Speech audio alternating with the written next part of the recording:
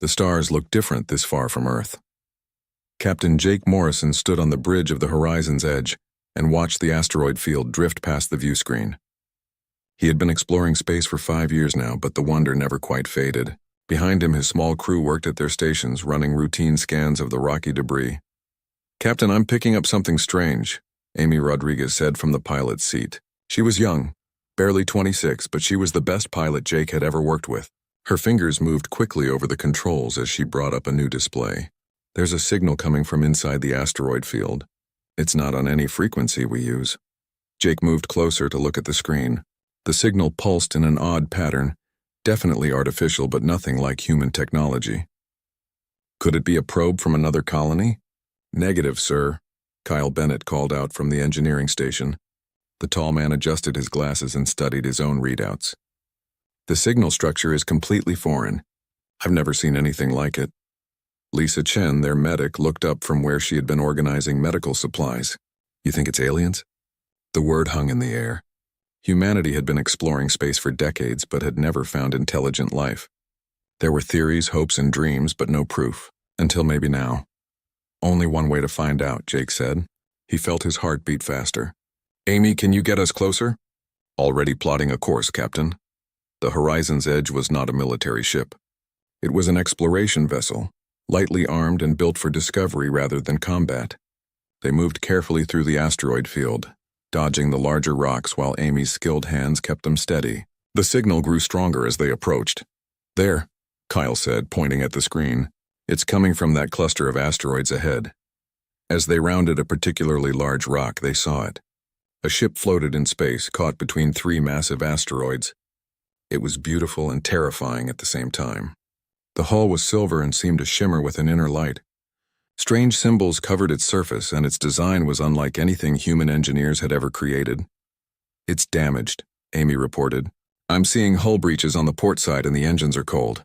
"Life signs?" Jake asked. Lisa worked her console quickly. "Yes, but faint. Maybe 2, possibly 3 individuals on board. Their biology is different from ours, but they're definitely alive." Jake made his decision quickly. "Suit up, Amy, bring us alongside." "Kyle, Lisa, you're with me. We're going over there." 20 minutes later, Jake floated through space toward the alien ship. His suit felt heavy, and the silence was absolute except for his own breathing. Kyle and Lisa followed close behind. They found an airlock that had been partially blown open, making entry easier but also showing how badly damaged the ship was.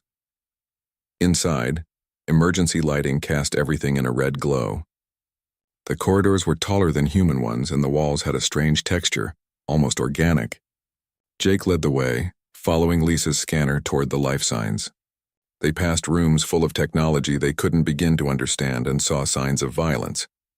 Scorch marks on the walls, broken equipment, and something that might have been blood but was a pale blue color. "Through here," Lisa said, pointing to a door at the end of the corridor. The door was stuck halfway open. Jake squeezed through and found himself in what looked like a command center. 2 bodies lay on the floor, clearly dead, but huddled in the corner, wrapped in a tattered cloak, was a living being. She looked almost human at first glance. 2 arms, 2 legs, a head with features that could have been called a face, but her skin had a faint silver sheen and her eyes were larger, with pupils that were deep violet. Her hair was long and white as snow. She looked up at them with fear and defiance mixed together. "Easy," Jake said softly, holding up his hands to show he meant no harm. "We're here to help." The alien woman said something in a language that sounded like music and wind chimes. Her voice was beautiful even in distress. She tried to stand but stumbled, clearly injured. Lisa moved forward quickly with her medical scanner. "She's been hurt," Lisa said. "Internal injuries, and she's losing blood or whatever they have instead of blood. Can you help her?" Jake asked. "I can stabilize her, but we need to get her back to our ship." That's when the alarms started blaring. Amy's voice crackled over the radio, urgent and frightened. "Captain, we have incoming ships. 3 of them armed and heading straight for us." "They're not friendly," Jake cursed under his breath. "How long do we have?" 5 minutes, maybe less." He looked at the alien woman. She seemed to understand something was wrong. She grabbed his arm with surprising strength and spoke rapidly in her language, pointing at herself and then at the dead bodies on the floor. "She's important," Kyle said. "Look at her clothing. Those markings, that jewelry, I think she's royalty or something. Which means those ships are probably here for her. Jake finished. Okay, new plan. Lisa, do what you can for her right now. Kyle, help me get her to our ship. Amy, prepare for immediate departure. They moved as fast as they could, but the alien woman was weak. Jake ended up carrying her in his arms, surprised by how light she was. They made it back to the horizon's edge, just as the attacking ships arrived. Through the view screen, Jake could see them clearly now. They were smaller than the damaged ship, but sleek and dangerous looking. Weapons ports glowed with ready energy. They're hailing us, Amy said. Audio only. Put them through. A harsh grating voice filled the bridge, speaking in that same musical language. The alien woman in Jake's arms cried out and said something that sounded like a denial. I don't suppose anyone speaks their language? Jake asked, already knowing the answer. The transmission ended abruptly. One of the attacking ships fired. The blast hit an asteroid near them, shattering it into 1,000 pieces. That was a warning shot, Kyle said unnecessarily. Jake gently set the alien woman down in a chair, making sure she was secure. She grabbed his hand and looked into his eyes. Even without words, he could see her gratitude and her fear. He nodded to her, trying to reassure her, then turned to his crew. Amy, get us out of here. Maximum speed. They're faster than us, Captain, Amy said, but her hands were already moving. The horizon's edge turned and accelerated, but the attacking ships pursued. Energy blasts lit up the space around them. Amy dodged and weaved through the asteroid field with incredible skill, using the rocks as cover. But there were 3 enemy ships and only 1 horizon's edge. Shields at 60%, Kyle reported as another blast clipped them. We can't take much more of this, Jake thought quickly. They couldn't outrun the attackers and they couldn't outgun them, but maybe they could outsmart them. Amy, head deeper into the asteroid field. The densest part you can find, Captain, that's suicide. One wrong move and we'll be crushed. Trust me, Amy did. She always had. The horizon's edge dove deeper into the field where the asteroids were packed tight together. The larger ship had trouble following, but the smaller attack ships were more maneuverable. They stayed close, firing whenever they had a clear shot. Kyle, can you override the cargo bay doors? Jake asked. Yes, but why would you? Kyle's eyes widened. Oh, that's clever. Do it. At Jake's signal, Kyle opened the cargo bay doors wide. The sudden decompression vented atmosphere and debris out into space, right into the path of the pursuing ships. Containers, equipment, and loose materials created a cloud of obstacles. One attack ship couldn't dodge in time and collided with a heavy cargo container, sending it spinning away with damage to its engines. But the other 2 were still coming. We need to get out of this field, Amy said. But they'll catch us in open space. Jake looked at the alien woman. She was watching him with those violet eyes, and he saw something there. Hope, maybe, or faith. This woman, whoever she was, had been running from killers. Her crew was dead. She was alone and hurt. And now she was depending on him and his crew for survival. He made a decision that would change everything. Amy, when I give the word, full stop. Cut all engines. What? Captain, just be ready. He walked to the weapons locker and pulled out the emergency suits for combat. They weren't military grade, but they had some armor. Kyle understood what Jake was planning and started to protest. Captain, no. You can't get her to safety, Jake said simply. That's an order. Amy, get ready to run the second I'm clear. Don't wait for me. Jake, Lisa started now. Amy cut the engines.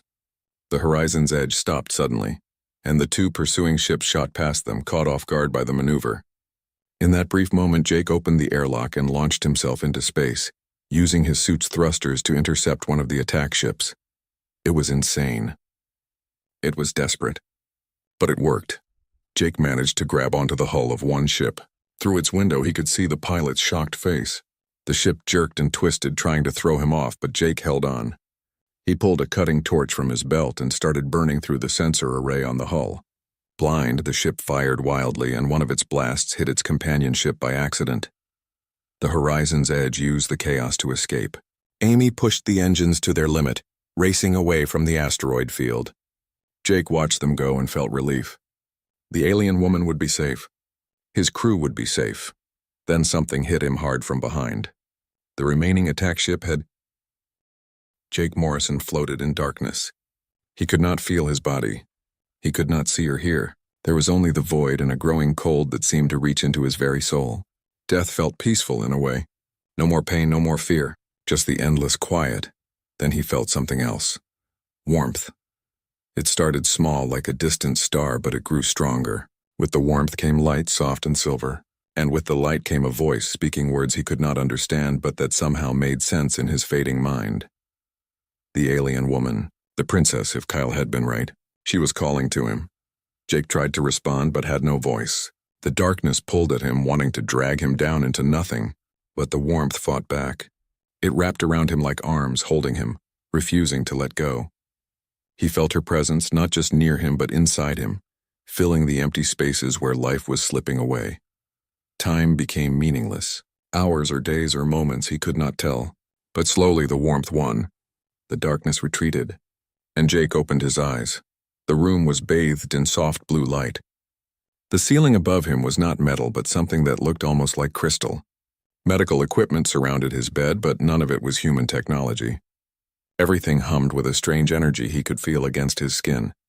"Captain!" Lisa's face appeared above him, and he had never been so happy to see someone. She looked exhausted, with dark circles under her eyes and her hair pulled back messily. "Thank God. We thought we'd lost you." Jake tried to speak, but his throat was dry. Lisa held a cup of water to his lips, and he drank gratefully. "Where?" he managed to croak out. "A Valtherian outpost. That's what they call themselves, the Valtherians. After what you did, the princess directed us here through hand signals and their ship's computer. We've been here for 6 days. 6 days. Jake tried to process that. "The princess?" "She's fine." "More than fine. She saved your life, Jake." Before Lisa could explain further, the door to the room opened with a soft hiss. The alien woman entered, and Jake saw her clearly for the first time without the chaos of emergency. She was tall, perhaps 6.5 feet, with that silver-sheened skin that seemed to glow from within. Her white hair flowed down to her waist, and she wore robes of deep purple that looked like they were made from liquid starlight. Her violet eyes fixed on him immediately. She moved to his bedside and said something in her language. Her voice was still musical, but there was emotion in it now. Relief, joy, and something else he could not name. "Princess Zirath," Lisa said, pronouncing the name carefully. "That's what she's called. She's been here with you almost constantly. Jake, she did something, some kind of ritual. She wouldn't let you die." Zirath reached out and touched Jake's forehead gently. The moment her fingers made contact, he gasped. It was not just touch. He could feel her emotions washing over him like a wave. Her relief that he was awake, her gratitude for what he had done, and underneath it all, a deep connection that had not been there before. "What did she do to me?" Jake asked, alarmed but not frightened. Kyle entered the room carrying a tablet that displayed translations. The Valtherians had been teaching them their language through their computers, and the humans were picking it up quickly, with the help of translation programs. "It's called the Quantum Oath. Near as we can understand, she bound her life force to yours. When you were dying, she kept you alive by sharing her own energy. She saved me." "In a way, you both saved each other," Kyle said. "But Jake, there's more. The Quantum Oath doesn't just heal. It creates a permanent bond. You're connected to her now, psychically, emotionally. We're not sure of all the details, but the Valtherians take this very seriously." Jake looked at Zirath. She was watching him with those incredible eyes, and he realized he could sense her feelings. Not read her mind, but feel her emotions as if they were his own.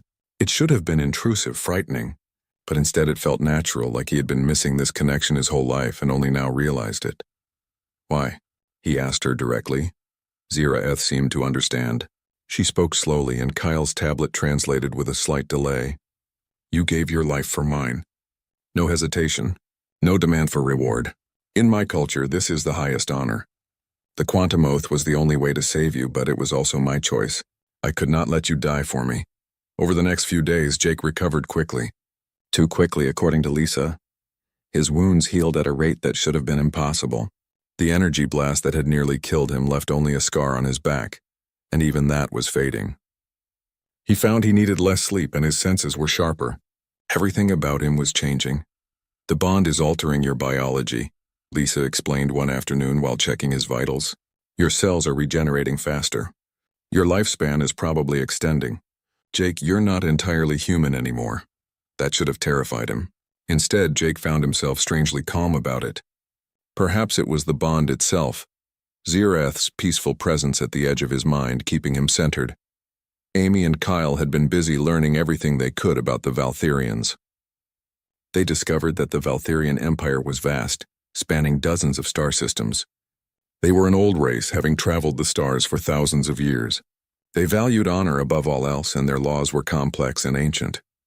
The assassins were from a rival house, Amy explained during a briefing in Jake's medical room. Princess Ziraeth was traveling on a diplomatic mission when they attacked. They killed her guards and crew. She was the only survivor until we found her. They'll try again, Jake said, probably. But right now we have a bigger issue. Amy looked uncomfortable. News of what happened has reached the Valtherian homeworld. The Queen is coming. The Queen? Ziraeth's mother. Empress Lysaravan, ruler of the Valtherian Empire. And according to what we've learned, she's not coming for a friendly visit. She's coming to deal with a situation that involves ancient laws and her daughter's use of the quantum oath. Jake felt a spike of worry from Ziraeth through their bond. He found her in the garden area of the outpost, a beautiful space filled with plants that glowed softly in the dim light. She stood looking at a fountain that flowed upward instead of down, defying gravity in a way that was mesmerizing. "Your mother is coming," Jake said. He did not need Kyle's translator anymore. Something about the bond made understanding easier, as if he was learning her language directly from her mind. "Yes," Ziraeth said softly. "She will not be pleased. Why? You saved my life. I bound you without your consent, without understanding what it would mean. In our culture, the quantum oath is sacred. It is used only between life partners or in the most extreme circumstances. I have tied your fate to mine forever." Jake moved to stand beside her. Through the bond, he could feel her guilt and her worry. "You saved my life," he repeated. "I'm not angry about that, but you do not understand what it means. You can never fully leave me now. If I am in danger, you will feel it. If I suffer, you will suffer. And there are laws, ancient laws, about what happens when royalty creates such a bond." "What laws?" Before she could answer, alarms began to sound throughout the outpost. Amy's voice came over the communication system. "Captain, you need to get to the landing bay now." The Queen's fleet just arrived. The landing bay was enormous, large enough to hold dozens of ships. But it was empty except for the horizon's edge and a few Valtherian vessels. Now through the atmospheric shield that kept the air in, Jake could see ships descending. Not just a few ships, but hundreds. They filled the sky like a swarm of silver birds, each one larger and more impressive than the last. One ship was larger than all the others combined. It descended slowly, majestically, and landed with barely a whisper. The boarding ramp extended and guards marched out in perfect formation. They wore armor that seemed to be made of liquid metal and carried weapons that hummed with power. Then she appeared. Queen Lysaravan. If Ziraeth was beautiful, her mother was magnificent. She stood even taller, perhaps 7 feet, and her presence filled the entire landing bay. Her skin had the same silver sheen but seemed to glow brighter. Her hair was not white but silver like precious metal, and it floated around her as if moved by an invisible wind. She wore robes of deep black that were covered in stars that actually twinkled, as if she had wrapped herself in the night sky. Her eyes were violet like her daughter's, but colder, harder. The eyes of someone who had ruled for centuries and made decisions that affected billions.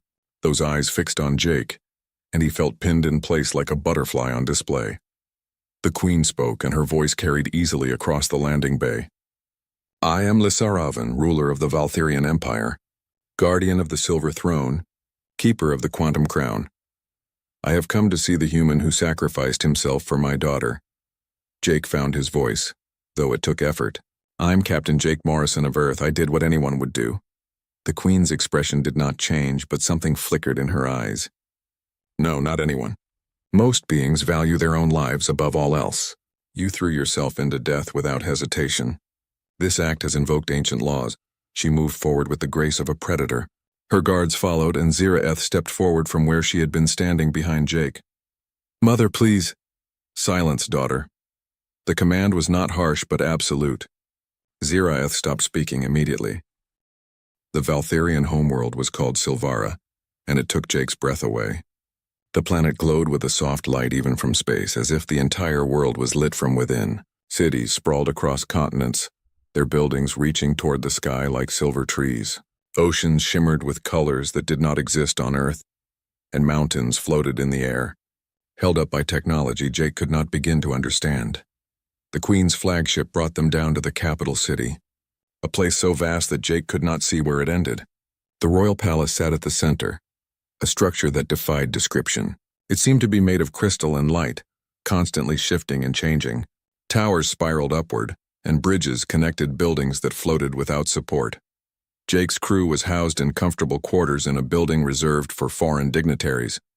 But Jake was taken to the palace itself, to rooms that were larger than his entire ship had been. The walls showed images of space and stars, changing to show different views from across the empire. The furniture adjusted itself to his size and comfort. Everything was beautiful and alien and overwhelming. "This is too much," Jake said to Kyle, who had been allowed to visit him. "I'm just a ship captain. I don't belong here." "Maybe that's exactly why she chose you," Kyle replied. He sat in a chair that had molded itself perfectly to his body. "From what we've learned, the Valtherians have a thing about purity of intent. You didn't save the princess because you wanted something. You just did it because it was right. That doesn't mean I should be bonded to their queen. Does it really matter what you think you should be? You're already bonded to Zirath. The queen just invoked some kind of claim over that bond. I don't think you get a choice here, Jake." But that was the problem. Jake had always made his own choices. He had chosen to become a ship captain. He had chosen his crew. He had chosen to explore space. Now he was being told his future was already decided, and he hated it. Over the next few weeks, Jake learned about Valtherian culture. Teachers came to his rooms every day. Patient beings who explained history, laws, and customs. He learned that the Valtherians lived for centuries, with the queen being over 300 years old. He learned about the quantum crown, a device that connected the ruler to every Valtherian in the empire. He learned about honor codes and ritual combat and the sacred bonds that held their society together. He also learned about the queen's last bonded partner. His name had been Kethel Lar, and he had died 80 years ago defending the queen from an assassination attempt. She had not taken another partner since then, despite pressure from her advisors. The grief of losing a bonded one was profound, and many Valtherians never recovered from it. "She must have loved him very much," Jake said to his teacher, an old Valtherian named Vex who had served the royal family for 2 centuries. "She did," Vex agreed. His silver hair had faded to white with age, and his eyes were kind. "But she is also queen. She cannot allow personal loss to weaken the empire. A queen without a bonded one is seen as incomplete, vulnerable. It has been used against her by those who oppose her rule. So I'm political. Everything the queen does is political. But do not mistake that for lack of genuine feeling. She would not claim you if she did not see something worthy in you." Jake wanted to believe that, but it was hard. He rarely saw the queen during those first weeks. She was busy running an empire, meeting with advisors, dealing with crises across dozens of worlds. When he did see her, it was at formal dinners or ceremonies where they barely spoke. She was always regal, always in control, always distant. But he saw Zirath often. The princess sought him out regularly, and their bond made it easy for her to find him. They walked in the palace gardens, which were filled with plants from 100 worlds. They talked about everything and nothing. She taught him more of the Valtherian language, and he taught her about Earth. "I am sorry," Zirath said one evening as they sat by a fountain that sang instead of splashed. "I never meant for this to happen. The bond was supposed to save you, not trap you." "You didn't trap me," Jake assured her. Through their connection, he could feel her genuine regret. "You saved my life. I'll always be grateful for that. But now you are claimed by my mother. I have lost the right to the bond I created." Her voice was soft with sadness. "In our culture, this is a great dishonor to me. It means I was not worthy to maintain the bond." Jake reached out and took her hand. The touch sent warmth through both of them, the bond strengthening with physical contact. "You are worthy. Your mother invoked an old law, but that doesn't change what you did. You're brave and kind, and you saved a stranger without hesitation." She smiled at him, and it lit up her face. "You are kind as well, Jake Morrison. Too kind for what this world will demand of you." She was right to worry. The political situation was complicated. News of a human being claimed by the queen had spread across the empire, and reactions were mixed. Some saw it as a sign of strength, the queen choosing a proven warrior. Others saw it as weakness, taking a partner from a primitive species. The opposition was led by a faction of nobles who believed the queen had ruled too long. They wanted younger blood on the throne, new ideas, a more aggressive expansion policy. They saw Jake as an insult and an opportunity. The leader of this faction was Lord Dravek, a tall Valtherian with black markings on his silver skin that indicated his warrior lineage. He made his opinions clear at a public gathering where Jake was formally presented to the noble houses. "This human is a curiosity, nothing more," Dravik said, his voice carrying across the great hall. "He is short-lived, weak by our standards and ignorant of our ways. How can he possibly be worthy of bonding with our queen?" Murmurs of agreement rippled through some of the assembled nobles. Jake stood at the front of the hall, dressed in formal robes that had been provided for him. He felt every bit the outsider that Dravik was describing. But Queen Lysaravan rose from her throne and silence fell instantly. "Captain Morrison saved my daughter's life without hesitation. He sacrificed himself against superior enemies and survived through sheer will and courage. These qualities are worth more than centuries of life or physical strength." "Words are easy, Your Majesty," Dravik pressed, "but we have only stories to support them. Let him prove himself in the traditional way. Let him face a challenge." The Queen's eyes narrowed. "You wish to invoke the trial of worth?" "I do. If this human is to be your champion, let him prove he can defend you." The hall erupted in conversation. Vex, standing near Jake, leaned over and whispered urgently, "The trial of worth is ritual combat. You would face 3 challenges, each more difficult than the last. It is an old custom, rarely invoked. What happens if I refuse?" Jake asked quietly. "You cannot. The challenge has been made publicly. To refuse is to admit unworthiness." Jake looked at the Queen. For the first time since he had met her, he saw uncertainty in her eyes. She had not expected this, and it put her in a difficult position.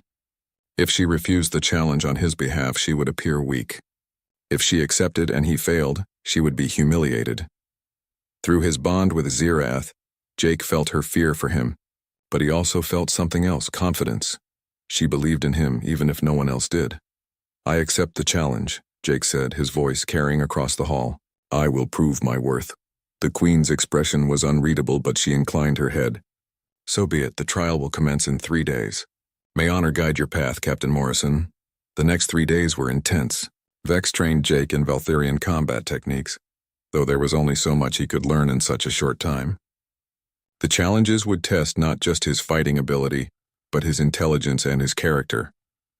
"The first challenge is always physical," Vex explained as they practiced in a training room. "You will face a warrior in single combat.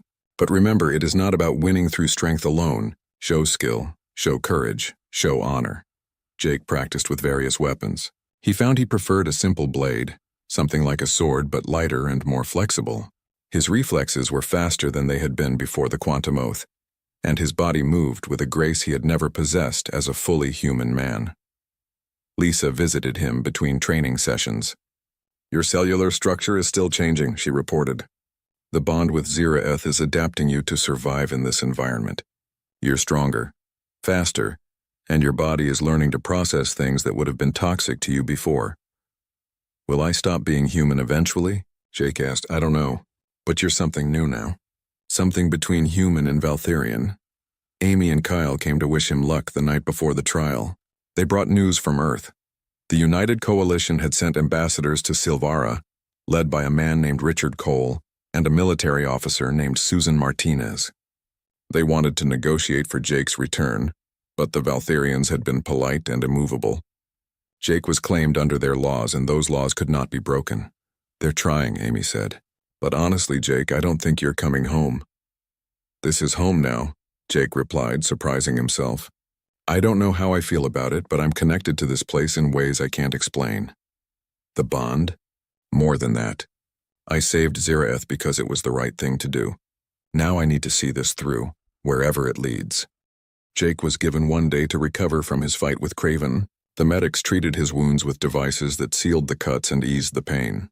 By the next morning, he felt almost normal, though his muscles were sore and his body reminded him that he had fought a warrior twice his size. The second challenge was announced at dawn. This time the trial would not be physical but mental. Jake was taken to a chamber deep within the palace, a circular room with walls that seemed to be made of flowing water. Strange symbols floated in the air around him, glowing softly. Queen Lysaravan entered the chamber, accompanied by her advisors and Lord Dravik. For the first time since they had met, the Queen spoke to Jake directly and privately, though her words were formal. The second trial tests wisdom and judgment, she explained. You will be presented with scenarios that have no clear right answer. Your choices will reveal your character. This is an ancient test that all who bond with royalty must pass. What kind of scenarios? Jake asked. Situations where every choice leads to pain, where right and wrong are not clear, where you must decide who lives and who dies. Her violet eyes studied him intently. There are no correct answers, Captain Morrison. Only honest ones. The test began. The symbols in the air rearranged themselves, forming images that seemed completely real. Jake found himself standing on the bridge of a ship, his ship, the Horizon's Edge. But everything was different. Alarms blared and damage reports flooded in. Amy's voice, urgent and frightened, came from the console. Captain, we have 2 ships sending distress signals. Both are critical. One is a colony transport with 300 civilians. The other is a medical ship with 50 doctors and a cargo of supplies that could save thousands. We can only reach one before the other is destroyed. What are your orders? Jake's heart pounded. He knew this was not real, but it felt real. He could smell the smoke from damaged systems. He could hear the fear in Amy's voice. How long until the attackers reach them? 5 minutes for the transport. 7 for the medical ship. 5 minutes. Not enough time to think, only to act. Jake thought about the numbers. 300 lives against 50 lives, but with supplies that could save thousands. By pure math, he should save the medical ship. But those were real people on the transport, families, children. Save the transport, Jake said finally. I can't let 300 people die when we could have helped them. The scene dissolved. Lord Dravek shook his head. The wrong choice. The supplies on that medical ship were worth far more than a few hundred colonists. People are not numbers. Jake replied quietly. I won't play that game. The Queen said nothing, but Jake thought he saw approval in her eyes. The next scenario appeared. This time Jake stood in a throne room. He recognized it as the same one where he had first been presented to the noble houses. But now he was alone with a bound prisoner kneeling before him. The prisoner was a young Valtharian, barely more than a child, with terror in his violet eyes. A voice cold and mechanical filled the room. This young one has been found guilty of treason. He helped enemies of the Empire gain access to classified information. Thousands died because of his actions. As the Queen's champion, you must carry out justice. Execute him, Jake looked at the boy. He was shaking, tears running down his silver cheeks. Why did you do it? Jake asked. The boy's voice was broken. They had my sister. They said they would kill her if I didn't help them. I didn't want anyone to die. I just wanted to save her. Did you save her? No, they killed her anyway. Jake's chest tightened. This boy had been forced into an impossible choice and lost everything. Yes, people had died because of his actions. But he had been a victim too, manipulated by those who understood how to weaponize love and fear. I won't kill him, Jake said to the empty air. He is guilty. The law demands death. Then the law is wrong. Jake knelt beside the boy and removed his bonds. You made a terrible mistake, but it was made out of love for your sister. That doesn't excuse it, but it explains it. You should be punished, but not executed. Give him a chance to make amends to help prevent others from being manipulated the same way. The scene dissolved again. Lord Dravek sneered. Weakness. The law exists for a reason. Would you let every criminal go free because they had a sad story? No, Jake answered. But I would remember that justice and vengeance are not the same thing. And I would remember that sometimes the people who break laws are broken themselves. The scenarios continued. Each one was harder than the last. Jake had to choose between saving a stranger or saving his crew. He had to decide whether to destroy an enemy ship that had civilians on board. He had to judge between 2 people who both claimed to be innocent of a crime. Every choice was painful. Every answer revealed something about who he was. And through it all, Jake felt Ziraeth's presence through their bond, offering silent support. The final scenario was the cruelest.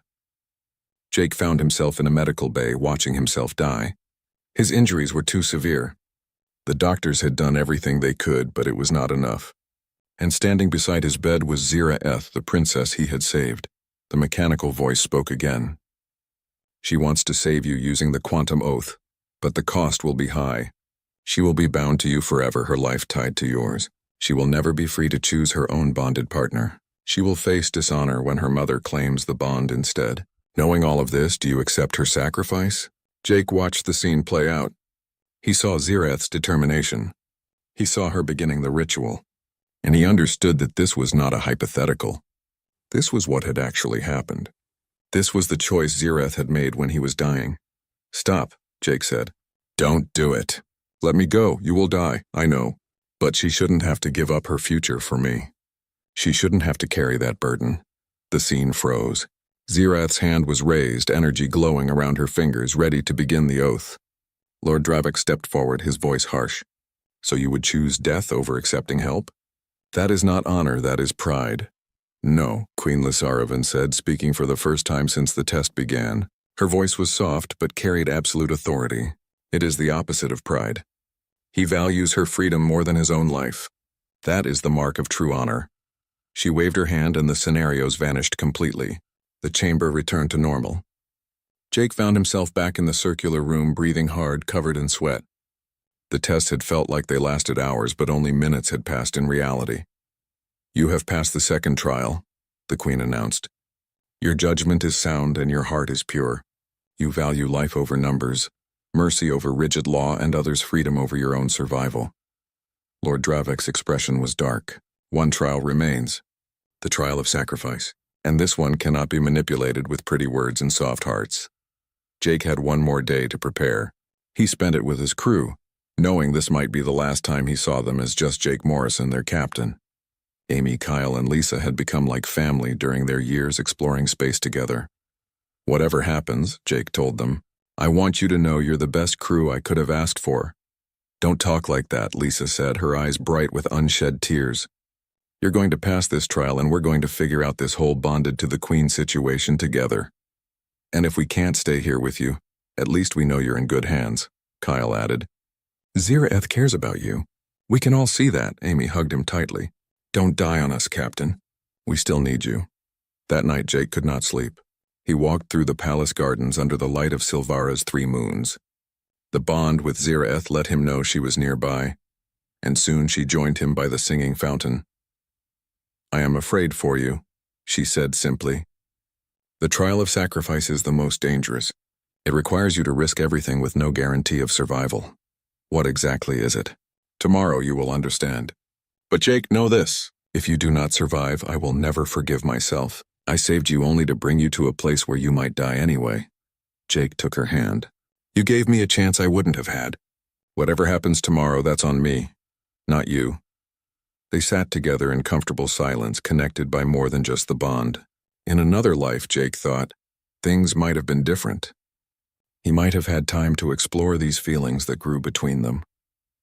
But his path had been set. He was claimed by the Queen, and nothing could change that.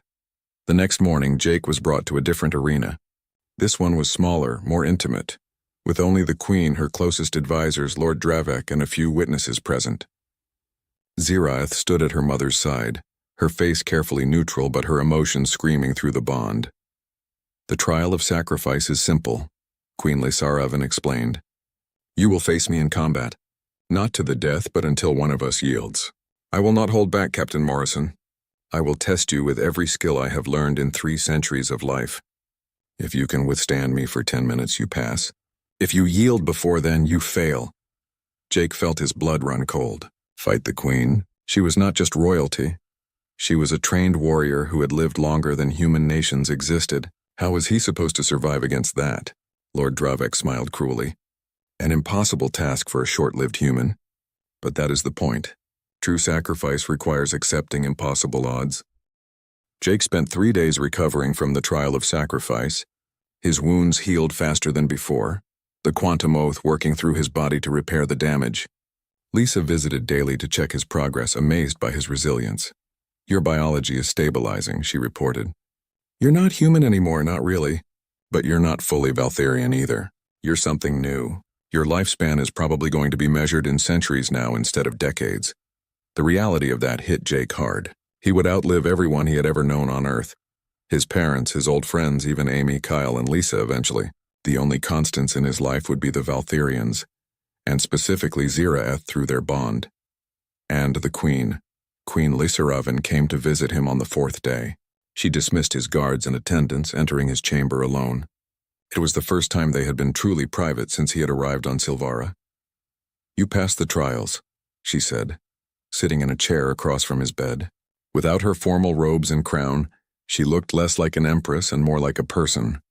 Lord Dravik cannot challenge your worthiness now, but I imagine you have questions. Why me? Jake asked bluntly. You're a queen, you could have anyone. Why claim a human you barely know? She was quiet for a moment, her violet eyes distant. When Kethalar died, I thought I would never bond again. The pain of loss was too great. For 80 years I ruled alone, and my advisors whispered that I was weak, that my grief made me unfit. Some plotted against me, believing they could take the throne from a queen without a bonded partner to support her. But you're strong. You don't need anyone. Strength alone is not enough to rule. A queen needs a partner who balances her, who sees the person behind the crown. Kethalar understood this. He challenged me when I was wrong and supported me when I was right. Without him, I am only half of what I should be. She stood and walked to the window, looking out at the city below. When I heard that a human had sacrificed himself for my daughter without hesitation, I was intrigued. When I learned he had accepted the quantum oath unknowingly and survived, I was impressed. And when I met you, Jake Morrison, I saw something I had not seen in 80 years. What? Purity of purpose. You do what is right because it is right. Not because it benefits you. You stood against impossible odds to save a stranger. You accepted trials that could have killed you. You looked at me, a being with 3 centuries of power behind me, and told me you would take me with you if you fell. That courage, that selflessness, that is what I need. Jake understood then. She was not claiming him because of political necessity or some ancient law. She was claiming him because she genuinely believed he could be what she needed. That made it harder, not easier. I don't know if I can be what you want, Jake said honestly. I'm not diplomatic. I'm not trained in ruling an empire. I'm just a ship captain who made a choice in a moment of danger. That is precisely why you are suited for this role. You see people, not positions.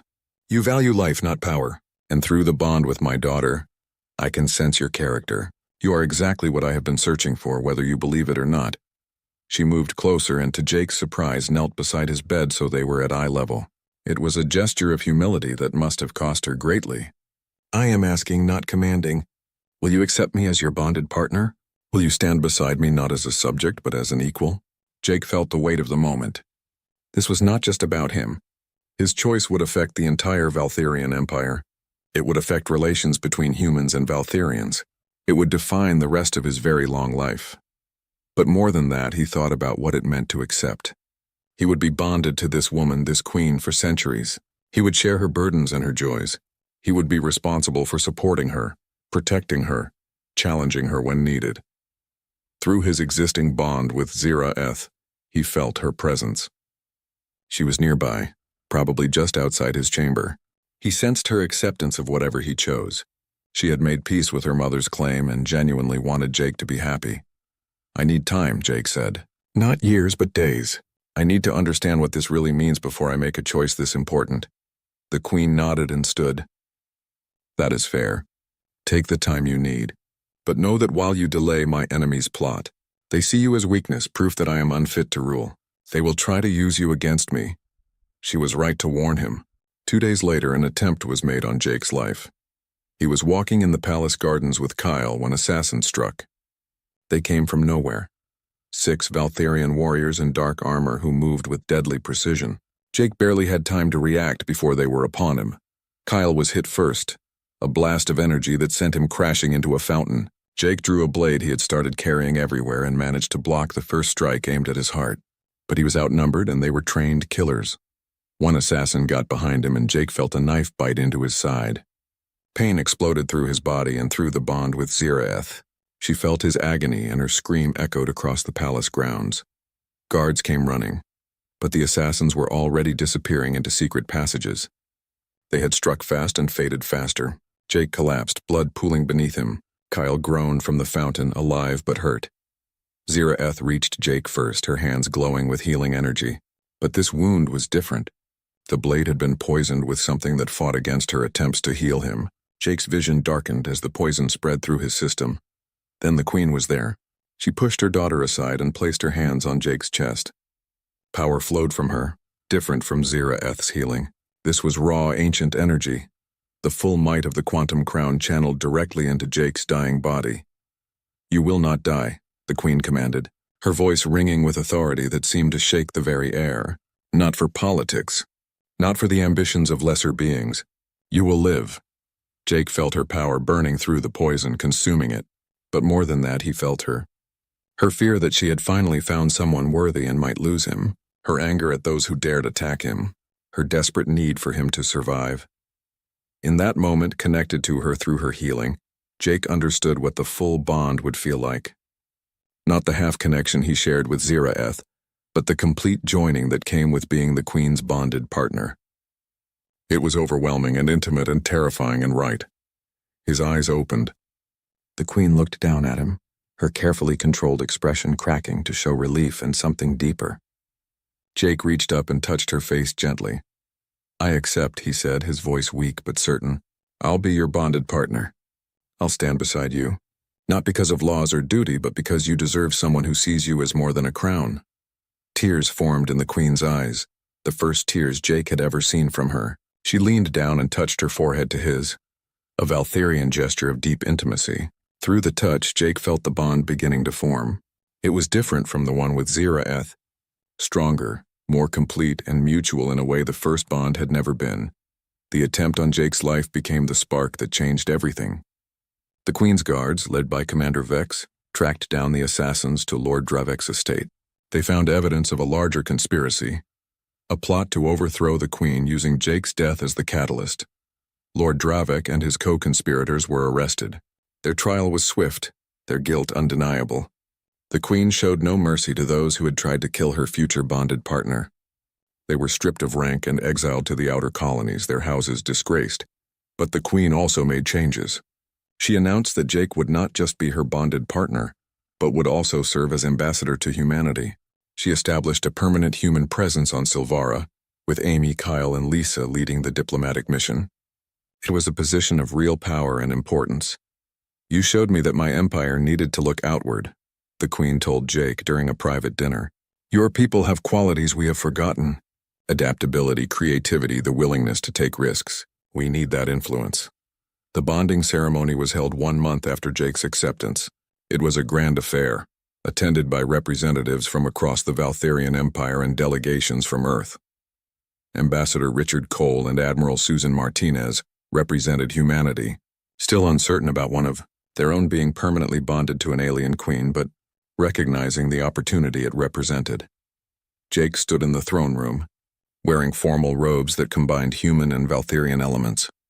Amy, Kyle, and Lisa stood with him as his attendants, his crew who had become his family.